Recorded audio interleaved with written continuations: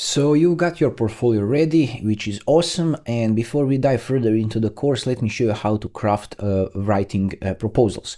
Writing proposals is key to landing freelance gigs on sites like Upwork, Freelancer, or when pitching clients directly. A good proposal shows you get their needs, build trust, and helps you stand out and win jobs. But here's the thing, most freelancers send terrible proposals. They are too generic, too long, or don't focus on what the client actually needs. I prepared for you examples how your proposal should look like if you're just starting out in the writing business. You can download it from the resources of this lecture, and in this lesson we are going to cover the structure of winning proposal, how to tailor proposals to different clients, and common mistakes to avoid. So if you can master these, you'll start landing more gigs with less effort. So let's get started.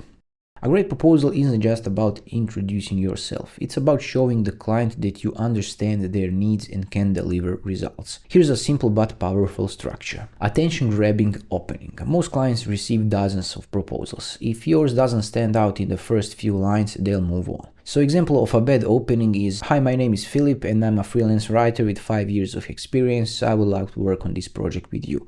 It's too generic and the client doesn't care about you yet. Better opening is, "I saw your job posting for a blog writer in the niche and I love to help. I recently wrote a similar piece that increased my client's traffic by 35% and I believe I can bring the same value to your project." Why it's better? Because it's personalized, it gets straight to how you can help the client, and it builds credibility with the result.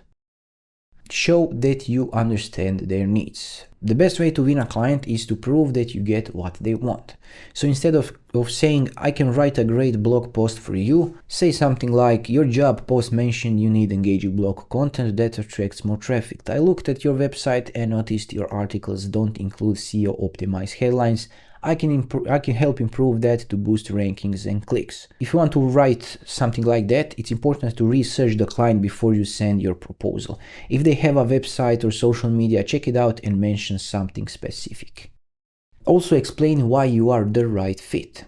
And once you show them that you understand their needs, explain why you are the best choice. Instead, "I have 5 years of writing experience," you can say, "I've written for companies like helping them generate high converting content. My articles have ranked on the first page of Google and I can apply those same strategies to your project." So make sure to mention past success, use numbers if possible, and be specific about your skills.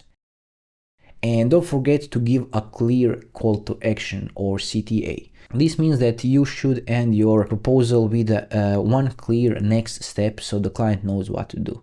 For example, of a bad CTA is, "Let me know if you're interested," and a good CTA is, "I would love to discuss how I can help. Would you be available for a quick call this week?" As I said before, one of the biggest mistakes freelancers make is sending the same proposal to every client. Clients can tell when they are getting a copy-paste response, believe me, and it instantly lowers your chances of getting hired. So how to personalize your proposals? Use the client's name. If it's unavailable in the job post or a website, mention their business or project. It shows that you actually read the job description. Match their tone. If they sound formal, keep it professional. If they're casual, be conversational. And highlight relevant experience. If they need a blog writer, don't talk about your technical writing skills, okay? Keep a proposal template, but always tweak it for each client. A little customization goes a long way. So we have a common mistakes to avoid. Even great writers can mess up proposals sometimes. Here's some common mistakes that could be costing you gigs. Being too generic. Clients want to know why you are a great fit, not just get a list of your skills.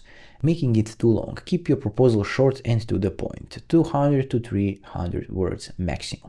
Not following instructions. If the client asks for a specific word count or a writing sample, give them exactly that. Talking too much about yourself. Focus on what you can do for them, not just listing your experience. Skipping the call to action. Always give the client the next step, whether it's scheduling a call or reviewing your portfolio.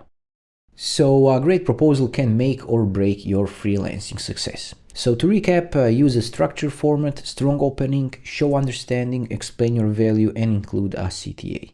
Customize your proposals, which means address the client's needs and mention their project specifically, and avoid common mistakes. Keep it short, focused, and client-centered. Now that you know how to write proposals that win clients, let's move on to the next lecture.